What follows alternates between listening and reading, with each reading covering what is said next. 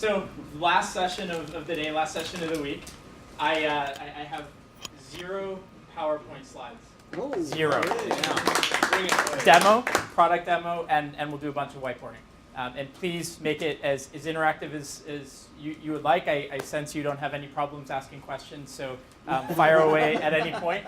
My name's Kevin Kennedy. I'm responsible for what we call our counter security portfolio, which is building on top of the network security foundations, the firewalling and IPS, and going much more into the application layer, security intelligence, those types of things. And so just kind of starting off, I was looking at the Palo Alto application risk and usage report last week, and it shows that about 95% of organizations use Facebook.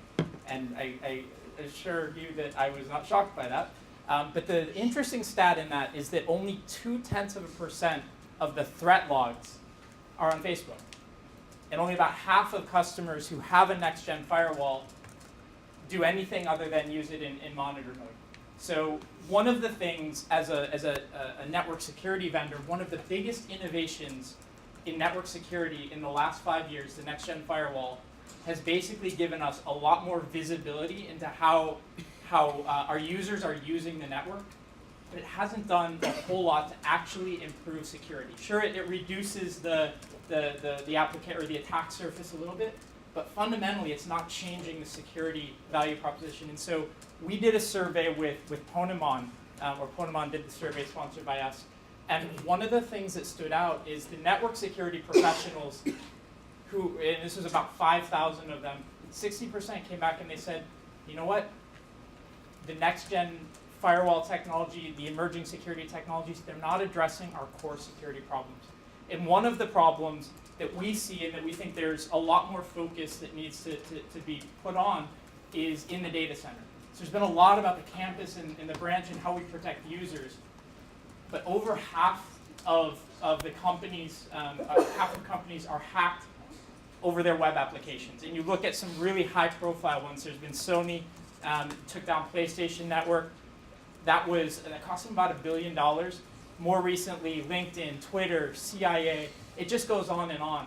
And so when you look at how we have historically defended those, it's still the same technologies. There hasn't been a lot of innovation. So you still use the prime ways to stop against hacking are web application firewalls, or IPS. Both of those technologies get used. And then the second major thing that is of concern is the DDoS vector. So how do I make sure that the system, the application remains available? So for a lot of companies, this is their lifeblood. You look at a financial services, a banking company, that's their consumer-facing presence. You look at an e-commerce site, it's really fundamental. How do we stop those sites from getting hacked and taken down by denial of service types of attacks, or even just using diversionary DDoS, something that lots of noise, and then behind the scenes you're stealing the money while everyone's focused on this availability piece. And so that is what we've been focused on for the last 12 months or so. We had some announcements last week at RSA about a portfolio spotlight. And so this is bringing out a couple of technologies that we had in the portfolio already. Mykonos software. Is anyone familiar with Mykonos? Yeah, you did. We got a demo Okay, on it. so we're gonna show some of the baseline of that, and then show how we've extended and built on that. So Mykonos is a part of it. We also recently, and it's been now rebranded to Webapp Secure. No chuckles. And then we also acquired a company just in February called WebScreen, which does DDoS. And so that's part of this spotlight announcement. It's been rebranded to DDoS Secure. And then there's a database that is tying these together, attacker intelligence, that basically is able to, when you detect locally an attacker, it can share that globally. And I'll talk about why that's different from some of the other technologies as we go through the demo. But overall, we think that this is a way to really help to secure and protect web applications in the data center in a way that hasn't been done before. And so what I'll spend the time today doing is going in a lot more depth around what is the technology, showing you how it works, and then kind of digging into what does the technology look like, why is it different, on the whiteboard. Good? Cool. No PowerPoint, like I Okay. said. So if you start with looking at WAFs and with signatures, it's interesting that if you have half of the companies, over half, that are successfully hacked over a web application, if you look at how many actually have a web application firewall or that type of technology, it's only about 40%. If you look at that 40% who have a WAF, only about 40% of those run it in block mode.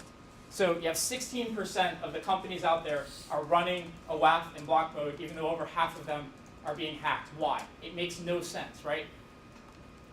The reasons, there's two things that every one of those customers brings up. It's high false positives on the signatures. So all of them are signature based. High false positives on signatures, and the amount of time it takes to tune, and the expertise it takes to tune it to the application. So basically you have, if you look at a WAF, so you have two things that cause the problem: high FPs, and then basically the tuning time or the investment that it takes, the operational. I apologize, I'm whiteboarding, but I can't actually draw or write, so you'll have to bear with me. So if you look at what happens, these are very related because you have high false positives when you first go into an environment because it needs to be tuned. And so I spend a lot of time to get to this, I guess rather than tune, I invest time, right? And so lots of hours, and no one has enough budget. And this also takes a very specialized person who understands both security and the application in order to get the tuning right. So now I do that, and then, shocker, the application changes. So it brings me back to here. And so it's this cycle of going from untuned and high false positives. So 60% of those customers who have a WAF, or of organizations that have a WAF, they run them in monitor mode. It's an expensive log file. And then the other interesting thing, and this came out from the survey as well, is that of all of these folks, if you ask them fundamentally what's the most fundamental attack on a web application, SQL injection is the number one. How many of them think that they're actually protected against SQL injection? It's 1 in 3. So you have all of this operational pain and challenge of false positives, tuning, and then if you do it, 1 in 3 think that they're actually protected from a SQL injection. And so, that's the fundamental challenge in keeping applications safe. And so for those of you who are familiar with the Mykonos technology, or now Webapp Secure, repeat that 5 times, Webapp Secure. I'll try not to say Mykonos, I'm well trained. So the big thing is, if you think about an attack, how does an actual attack on a web application happen?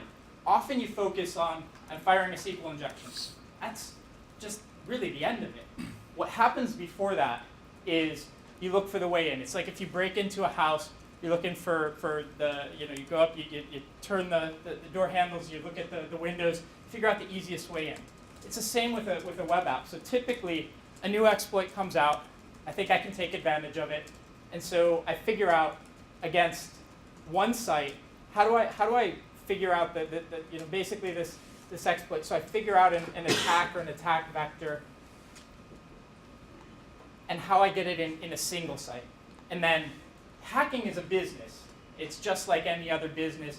I want to go and attack as many sites as possible, as efficiently as possible, and get some sort of return, steal money, whatever it might be.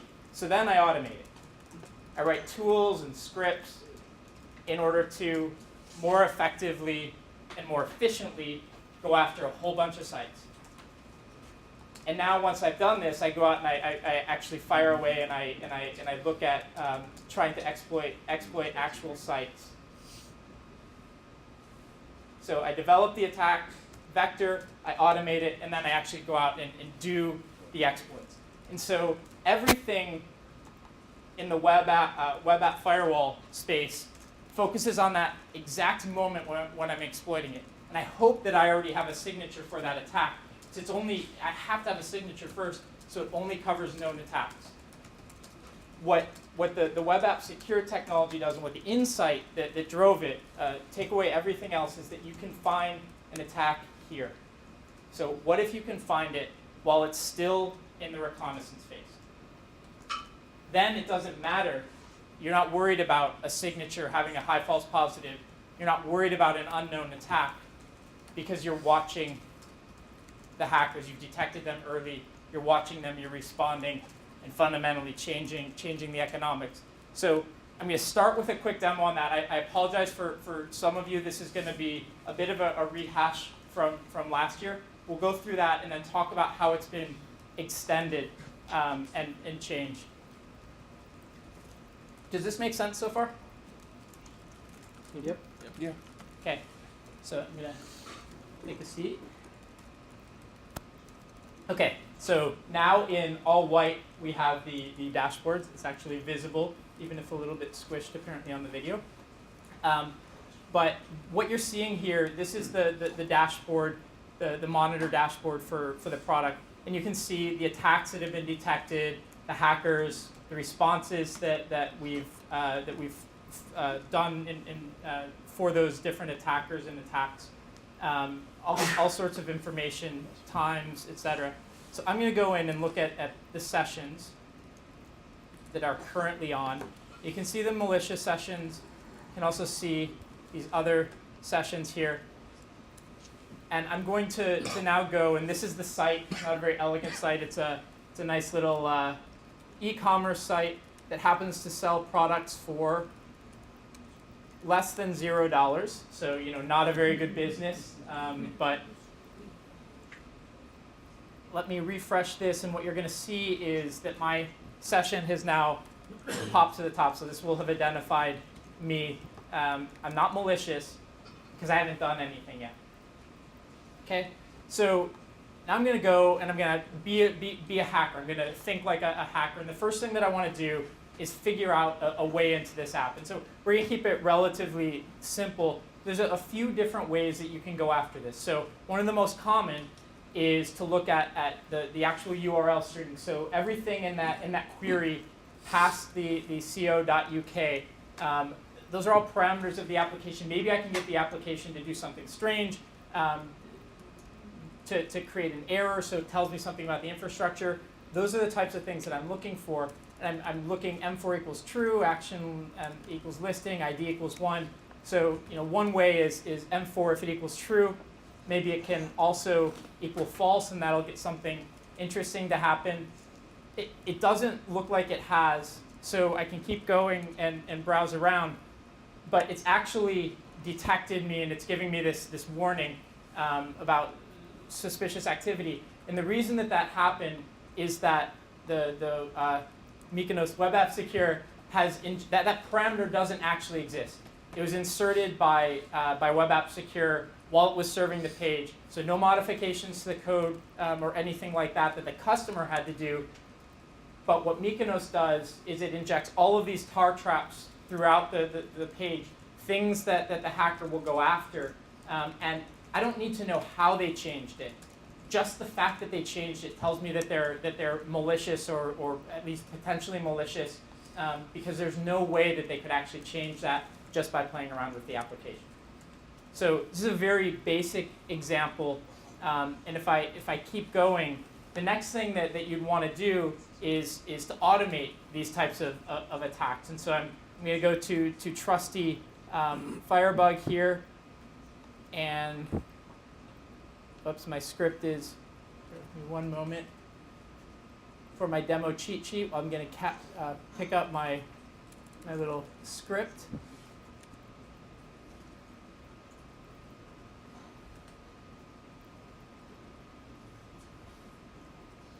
So this is just a way to automate, and I'm going to run this script. And what you can see over in this panel, so I'm just going after that same M4 equals true parameter, and I'm trying a whole bunch of different things. And it's coming back and it's saying no vulnerability, and then all of a sudden, unexpected response. So that's interesting. It doesn't look like the script is working. What's happened, and what has happened is that we've detected something is going on, and it's higher volume, and so we're going to break that automation. So back to this is an economics thing. It's about efficiency and tools and automations. We broke it. We threw up a CAPTCHA. Now I have to go and and type this in, and wow, I hope I can get this right. That's a tough CAPTCHA. Okay, so I got the CAPTCHA in, and up pops Mr. Kloppy, who wants to give me some help on hacking sites. Obviously, a humorous response. I don't think a customer would actually deploy this way, but just showing some of the flexibility. It's not just block allow. It's the ability to really slow them down with things like CAPTCHAs, things like warnings, or other types of responses, which we can do because it's a full-on proxy. So I'm going to just hack the site without help. Keep going. So yeah. that came off of Webapp Secure? That came off of Webapp Secure. That was served. It's a full proxy, so it's basically as the page is being served, it's inserting all these tar traps. If anything changes on the response in those tar traps, it says, okay, that's suspicious. And it can take all these responses. Because it's a proxy, it can do a bunch of things beyond just block allow. Okay. So one of the other big things that from a hacking standpoint you can look at is forms. Right? So forms and fields in forms, that's another right place. So I'm going to look into this login. I'm going to again open and look at this input with Firebug. And what I can see about this email address, here's all of the stuff: register box, action equals sign up, and then there's this hidden variable, and it's labeled SQL index. So that's a pretty right thing. If I'm trying to break into a database, SQL index is a alluring little place to go. So if its value can equal 4, maybe I can get it to crash out or give me some error by putting in something really long and crazy. And then go in and be Bob at fake. Let's see. So it went forward. Doesn't look like that actually did anything. And so I can keep going. Maybe go back to some other part of the site. But now you notice that it's really, really slow to load. And that's not just that the site has gotten slow, that's actually a response. So again, back to the sophistication of the response, it slowed it down. It's going to take me more time to do anything to actually break through and hack this. So in addition to the breadth, and there's a bunch of other places that we mine the site with these tar traps that give ways to break automation. In addition to that breadth of coverage, there's also a depth, and so we'll lead people down fake trails. One of the examples is there's a file called htaccess, which is an Apache server config file, which should never ever be exposed, but it often is, and people forget to clean it up. And so if I go here and look for it, I've actually found an htaccess file. So someone didn't do their job, and it has an interesting file there, backup.sql.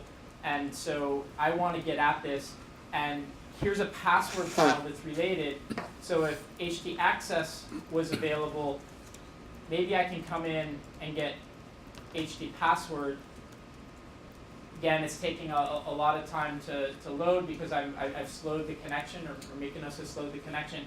And sure enough, I get this password file, and it's got a bunch of usernames and the hashes of the passwords. I can go and use a program like John the Ripper. It'll take me hours, 3, 4, 5, 8 hours, something like that. But I can crack these passwords.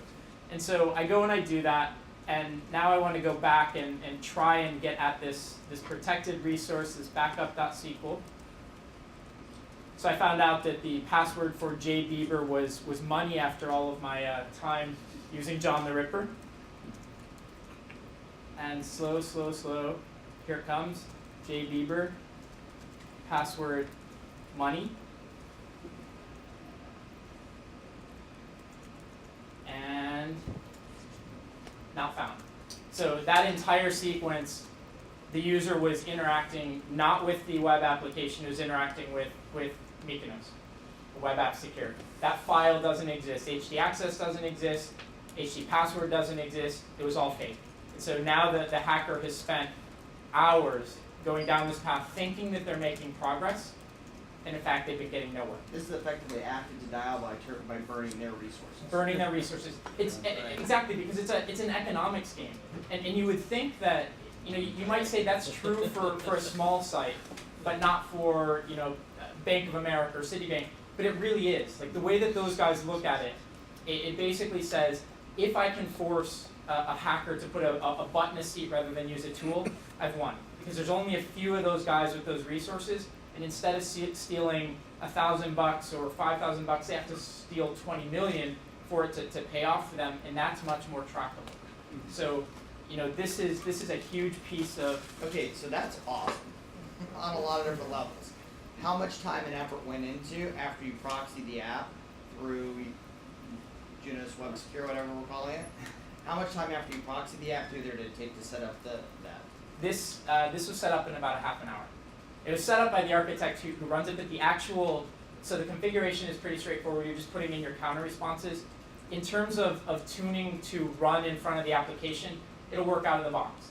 The only things that you need to decide, you need to set which URLs you want to protect, and then the other piece is for some things you might want to customize it. We had the parameter M4 equals true. If you were an airline, you might want to make that flight ID or something that's relevant to your industry, so you can tune those types of things. But it's not stuff that you have to know how the application works.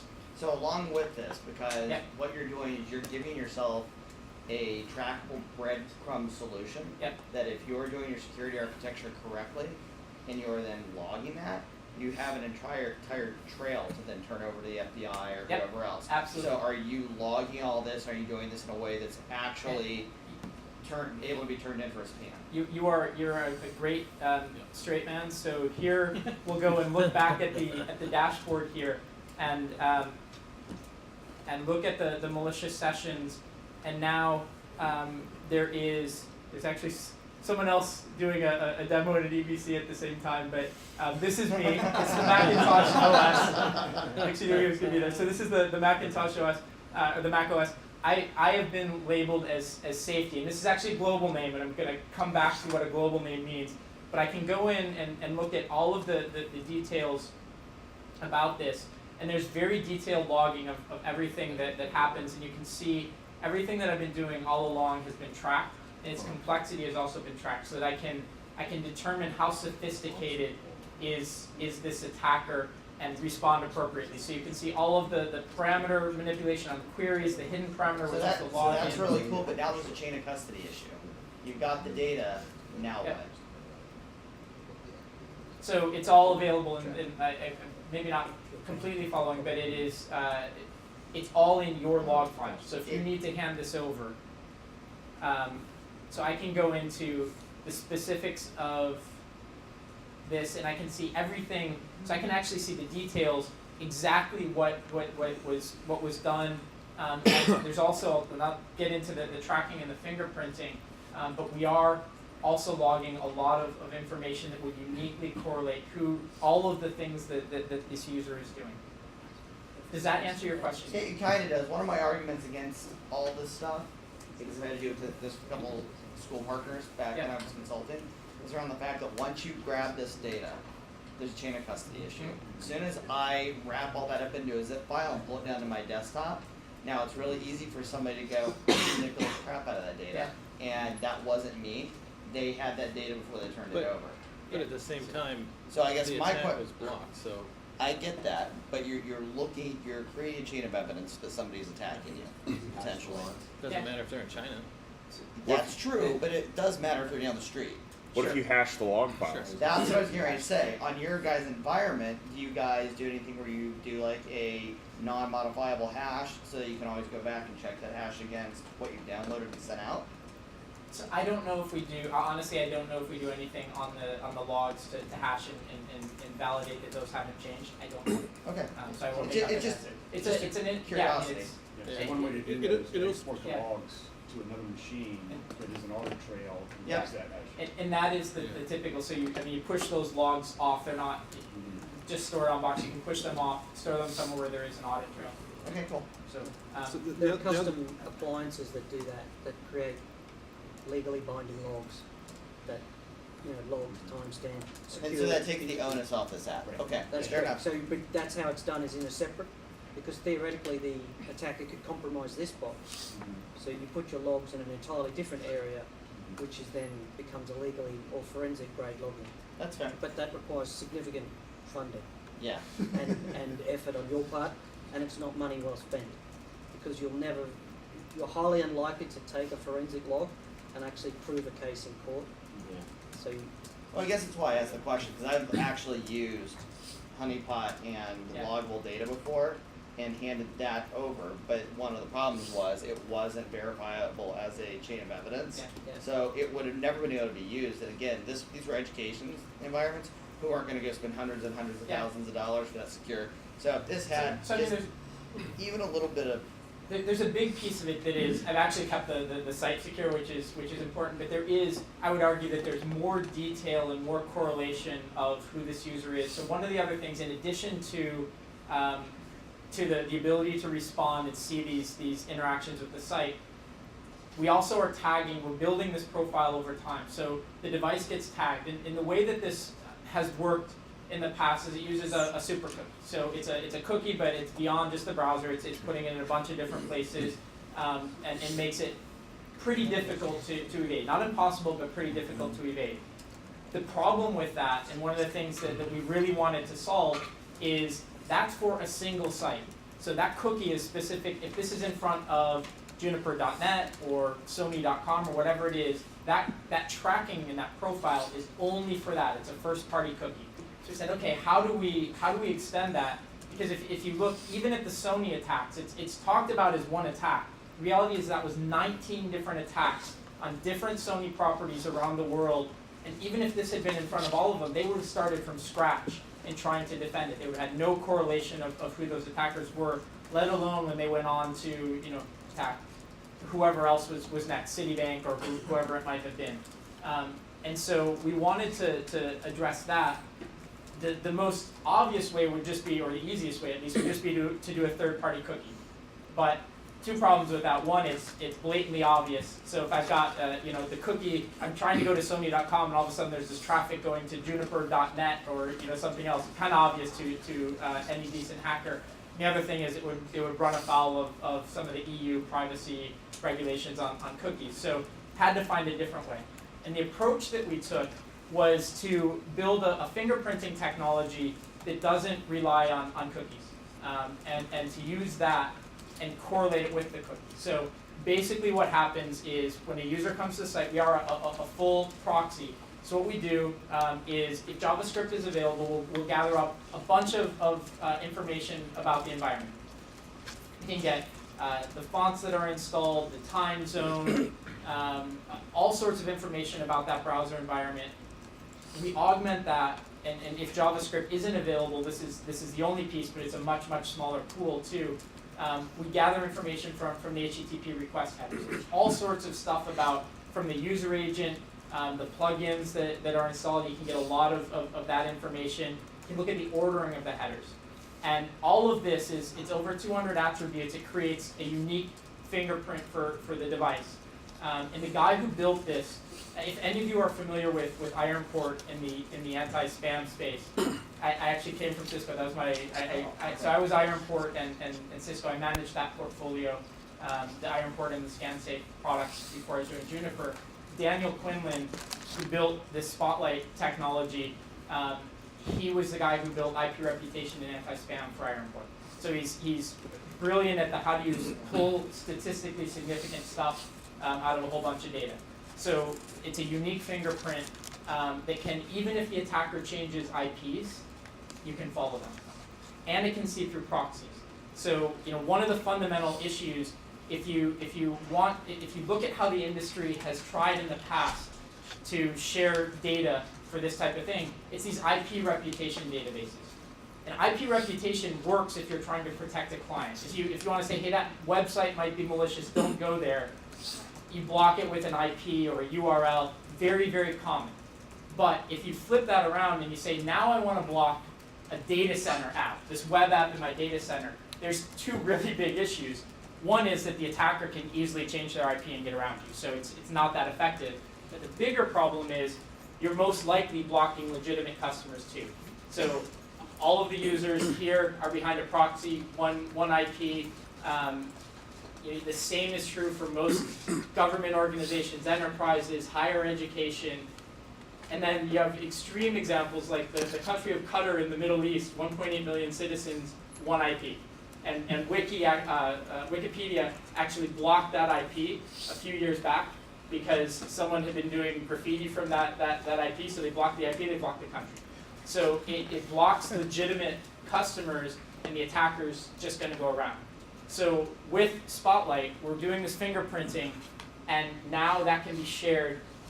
You detect them locally, but you can protect globally. And so let me show how that works here. And I'm going to actually go to so I've been blocked now on this site. Time to go on, and we have another site here called My Generic Blog. I'm going to go out here, and I'm going to start browsing around on this site. This is also protected by Web App Secure. So I can look through and just look through various pieces about, and of course it doesn't block me, but I'm going to go to the Spotlight console. So this is actually, now I've switched into a view. Actually, let me go to this first. So this is a different console now. This is for the My Generic Blog. So you can see My Generic Blog up here. And if I look at the attackers here,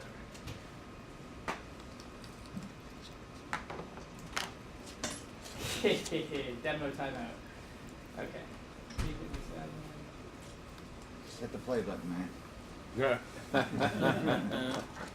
So much easier if you 3 systems involved. It must be crazy. So you can see that it's actually picked me up. That same name that I had in the other console, this safety 8369, my global name, is also known here. And I haven't done anything malicious. You can actually see threat none.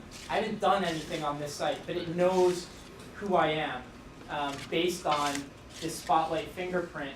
And this is a view. This isn't a customer-facing view, but just an example of what this looks like. We're actually tracking here. You can see here's safety. You can see it had a local name because that can be changeable on the device. So you can see what these are, and you can see that it's seen me at two different places. And that's global. So that's global. So the way that this works is when the fingerprint is created on the local system, it basically calculates the fingerprint, throws it up in just like a fingerprint database in standard crime scene. It looks up the fingerprint and it says, "Do you know this?" And if it does, if it's already there and it's an attacker, then it's returned. It says yes. And that is, it's a fuzzy match, so it can track even if you change an IP or if you've incrementally changed the environment that you're operating in. You've updated a browser version, whatever. It's going to follow that. So let me ask you this. Yep. So This implies that I have to. If I have this and I'm using it on site, I have to feed data back to Juniper for this to work. You have to participate. So you have to send your fingerprint information up. Now, what's important to note is even though we talk about it as a fingerprint, there's actually nothing at all that's personally identifiable. So it's all attributes of my browser environment. There's no data that's part of the transaction that's ever sent up. It's just request headers and browser attribute environments. So the only thing that you know is that you got information from us on an attacker, right? Yes. So this person was an attacker. I don't know exactly what they've done to the site or whether they were successful. I know nothing about that. I know they've had malicious activity on this fingerprint, which has no personally identifiable information, unless you take the EU's view that IP is personally identifiable information, because it does include the IP as one of the attributes. Other than there's no personally identifiable information beyond that that's a part of the fingerprint. Yeah, you take things like browser type, screen size, Yeah. operating system version.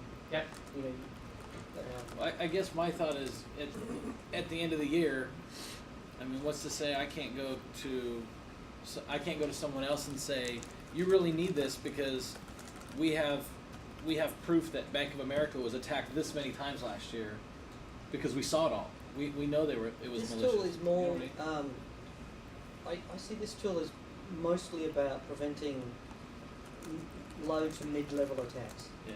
Right, so it can certainly defend against high-level attacks. Don't get a false sense of security and stop doing your pen testing and your, Yeah. because somebody who you'll still need to have the external pen testing and stuff, to look for the mistakes. But in a normal corporate environment, the classic one is that a company I might have worked for put a WordPress blog up. They put it on the same server as the corporate website. But the WordPress wasn't being updated because it was done once and nobody patched WordPress, and of course it got thumped. As soon as they compromised the WordPress, they got onto the corporate website, and then there was much poop to be handed out. Mykonos is a tool that you can sort of put in as like a kind of like we do with firewalls. It knocks off most, like 80%, 90% of the attacks that you might. It will protect you against the WordPress vulnerabilities, or some of them anyway.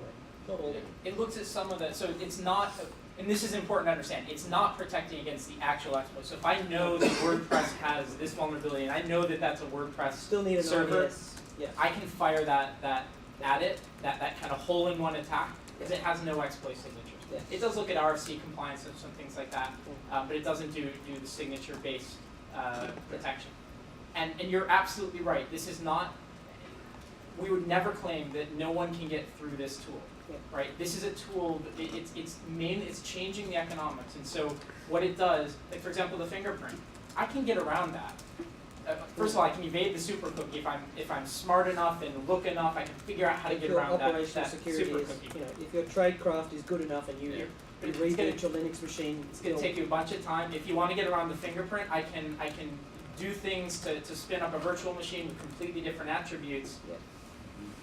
Now, there's an interesting twist to that, which is, and this happened in the anti-spam world, and you might say, what do the two have in common?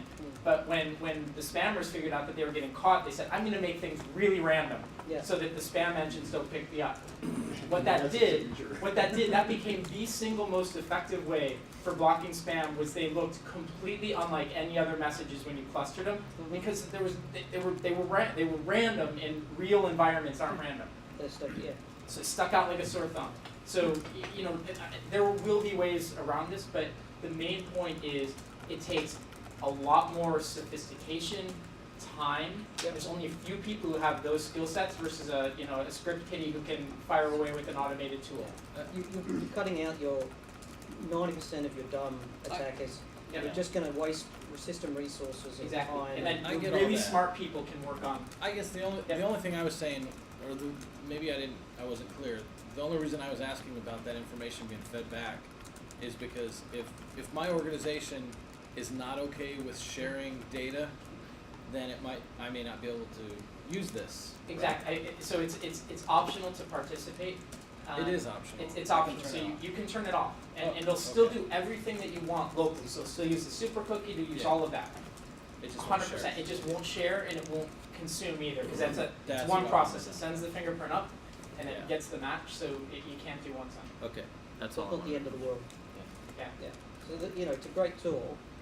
I'm really keen on it and looking for opportunities to consume this product because, I still need an IDS with an attack with a signature, so that when a specific vulnerability for a specific platform ships, I make sure my IDS gets that. So if WordPress, 3.3 has a vulnerability, then you make sure you get that signature down and enable it on your WordPress blog while you wait for your devs to catch up to update, patch that, right?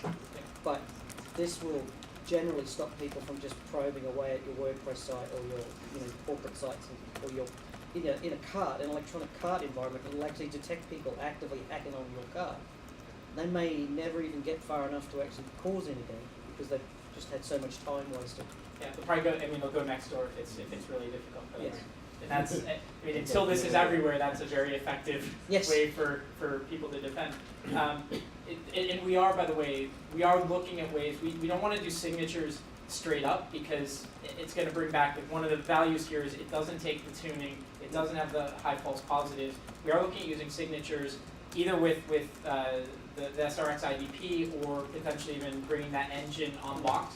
But we want to then feed that in as one criteria making the decision. So we look for suspicious behavior. A signature is one suspicious behavior. I mean, that's all the obvious long-term product progression is that you start to linkage it with other products in the portfolio, and that's the value of Juniper acquiring. Exactly, and that is one of the other things that we also have done is, and it's not perfect today, but if you detect on Mykonos Webapp Secure, if you detect on Webapp Secure, one of the responses that you can now fire is to block temporarily that IP on SRX. Yeah. And it's still, that's IP based today. In the second half of this year, we're going to make it device based. But it's, if you have like a high volume tool, like a Metasploit or a Grendel scan, something like that, you may want to push that out to the perimeter to say, I don't want it in at all because it's going to put load on Webapp. You start a shunning, and Exactly. you shun for 24 hours, and Get them further out and then the load drops off the Mykonos vault, the Exactly. Webapp Secure box. Exactly. Yeah. So my final question about Yep. this is an active proxy. It's doing all sorts of proxy food stuff to get this stuff done. What is the actual hit to the actual legitimate customer while all this other stuff's going on the website? So say you've got somebody probing you and you've got your normal active, what is the hit? So are you talking in terms of the latency, Yeah, the I response mean, latency? and performance to the actual website. Yeah, so it's on the order, if you're legitimate traffic going through, it's on the order, it's probably 10 milliseconds, 10, 15 milliseconds to proxy through. So it's there, but it's not particularly noticeable. And if somebody's attacking at the same time and starting to do that on another session, you don't start seeing performance degradation on the other? No, so it's, unless the box gets under really, really heavy load and slows down, but if you're Absolutely. sized properly, then that's part of that device specificity. You're only responding to that specific device. Okay. Okay, so that's the web app security, the extensions with the database that tie into SRX. The other piece is that we acquired WebScreen, which is a DDoS company. I don't know if any of you are familiar with it. It was a UK-based company, really, really good technology, pretty small market footprint because it never had much of a go-to-market. But the main thing about it, if you think about DDoS, where it's been historically is very, very high volume. Both DOS and DDoS, very high volume, and Arbor does a really, really good job with that, especially in the ISP environment, and scrubbing out a lot of that traffic. Now, this can go to scale to 100 gigs, and it can do volumetric DDoS, so there's an opportunity there. But the differentiator and why we liked it so much is that it's good at the low and slow attacks. And so one of the evolutions in DDoS is it's not just all firing volume anymore. There's attacks that look at, for example, a specific query that for an e-commerce site could take a lot of resources to process and respond to. And so you can, with a very small set of clients and requests, you can actually bring that server down. And that's a challenge, because anything that you're looking at volumetric and tracking at, you're not even going to see it, and it's going to take the server down. And so what the WebScreen technology, which is now branded DDoS Secure, does is it basically is tracking every resource. So that could be a URL, a subset of a URL. It's watching the inbound and the outbound packets. And it does look at volume, but it's also looking at things about them that whether it's a human type traffic or whether it's I can never get this pronounced right, machinistic, I don't even know. M-A-C-H-I-N-I-S-T-I-C, is it anyone? Machinistic? Machinistic. Okay, there you go, machinistic. Thank you, because I wondered that, I should have gone in and clicked the. I would pronounce it with a hard K. You would do the hard I K? would do machinistic. Okay, mechanistic, so we have no consensus, which is why I'm so machine, confused. It's machine, not Machine. machine. No, I agree. But when you- But it's mechanized. so I walk out just as confused as I came in, but that's okay. Well, aluminium, we can have some discussions. So it's watching that inbound and the outbound. It's basically calculating a local reputation for each IP. Is this good or bad? And as the resource starts to slow down, it can figure out, so was that packet causing a lot of response latency or extra bandwidth? It's part of that reputation. And as the server comes under load, starts to slow down, it basically filters the lowest reputation stuff out. It's called a charm bias in the WebScreen terminology. It's basically a local reputation for that IP.